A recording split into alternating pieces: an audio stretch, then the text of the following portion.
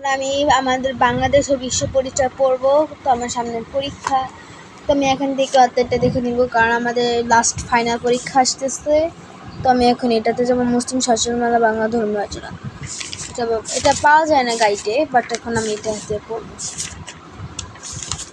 চতুর্থ অধ্যায় যেতে হবে। এই যে আমি লিখেও নিচ্ছি এবার উত্তর। এই যুগের অর্থনীতি ছিল মূলত কৃষিভিত্তিক। এই সময় সুতার তৈরি মসলিন এবং রেশমের কাপড় অনেক প্রসিদ্ধ ছিল। হাতি তাঁতের শিল্প ও কাঠের কাজে বাংলার শিল্পের পরিদর্শন ছিলেন। আমদানি থেকে রপ্তানি বাণিজ্য সময় বেশি ছিল। চট্টগ্রাম